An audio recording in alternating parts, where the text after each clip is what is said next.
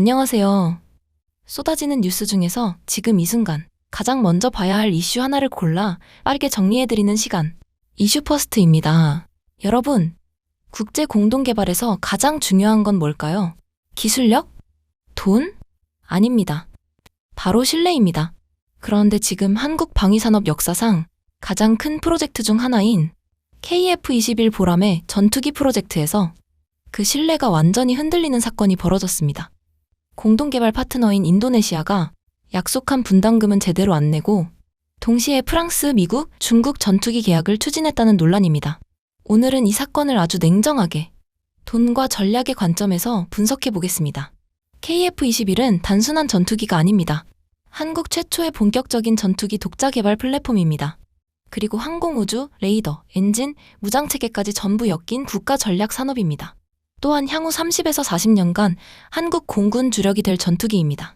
즉, 전투기 하나의 문제가 아니라 한국 방산 산업의 티켓 같은 사업이죠. 그래서 한국은 이 사업에 총 8조 원 이상을 투입했고 리스크를 줄이기 위해 인도네시아를 공동개발 파트너로 끌어들였습니다. 인도네시아 입장에서 KF-21은 매력적인 카드였습니다. 전투기 기술 이전, 향후 자국 생산 가능성, 장기적으로 우리도 전투기 만든 나라 라는 이미지 확보 등 인도네시아 입장에서도 구미가 당길 카드였죠. 그리고 계약 당시 조건은 이랬습니다. 전체 개발비의 약 20% 부담하는 것이었습니다. 금액으로는 약 1조 6천억 원 정도였습니다. 문제는 이 약속이 거의 지켜지지 않았다는 것입니다. 분담금 미납이 단순히 조금 늦었다 수준이 아닙니다. 일부 연도는 아예 한 푼도 안 낸 해도 있었고 누적 미납액이 수천억 원 단위로 쌓였습니다. 결국 한국 정부는 선택을 강요받았습니다. 약속 안 지키면 공동개발에서 제외하겠다. 개발 중단 리스크를 감수하겠다. 이렇게 인도네시아를 압박하거나 분담금 규모를 줄이더라도 사업은 끝까지 간다. 이렇게 한 발 양보하는 선택지가 있었죠. 결과는 결국 한국이 양보했습니다. 인도네시아의 분담금은 1조 6천억 원에서 약 6천억에서 7천억 원 수준으로 축소했고 지급 시점도 사실상 연기시켜줬습니다. 이게 어떤 의미냐면 인도네시아는 돈은 거의 안 내고 기술 접근권은 상당 부분 유지한 겁니다. 한국 정부에서 많은 것을 양보한 것이죠. 그런데 여기서 국민들이 분노한 포인트가 나옵니다. 돈이 없어서 KF-21 분담금은 못 낸다던 인도네시아가 다른 나라의 전투기를 산 것이 들통난 것입니다. 실제로 인도네시아는 프랑스 라팔 전투기 계약 체결, 미국 F-15EX 도입 논의, 중국 J-10 전투기 검토, 튀르키예 칸 전투기 접촉, 이걸 동시에 진행했습니다. 이러다 보니 국내에서는 이거 통수 아니냐? 한국을 ATM처럼 본 거 아니냐? 라는 말이 나올 정도로 분노할 수밖에 없었죠. 여기서 감정은 잠깐 내려놓고 인도네시아가 왜 이런 결정을 내렸는지 그들의 입장에서 생각을 해보면 이렇습니다. KF-21은 단순 구매가 아닙니다. 공동 개발이기 때문에 투자와도 같죠.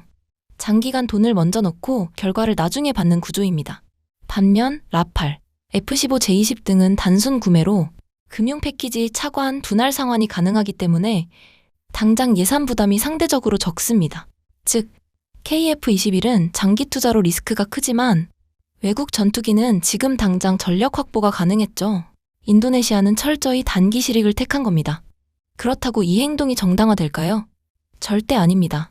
왜냐하면 국제 공동개발은 신뢰가 핵심이고 한쪽이 일방적으로 조건을 어기면 그 나라의 방산 신뢰도 자체가 하락합니다.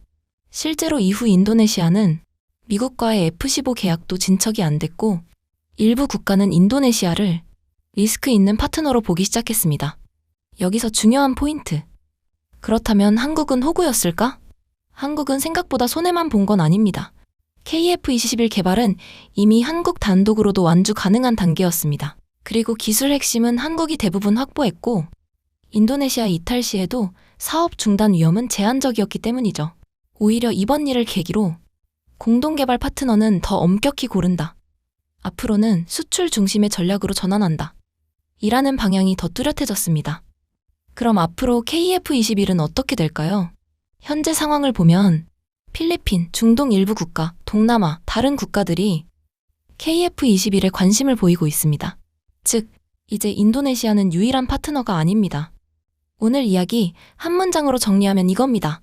인도네시아는 돈 안 들이고 기술은 얻고 전력은 따로 확보하려다 신뢰를 잃었다. 그리고 한국은 손해를 보면서도 사업은 지켜냈고 오히려 독자 노선을 강화하게 되었다. 이게 과연 인도네시아의 배신일까요? 아니면 냉정한 국가 이기주의일까요? 여러분 생각은 어떠신가요? 댓글로 의견 남겨주세요. 지금까지 이슈퍼스트였습니다. 유익하셨다면 구독, 좋아요, 알림 설정 부탁드립니다. 청취해주셔서 감사합니다.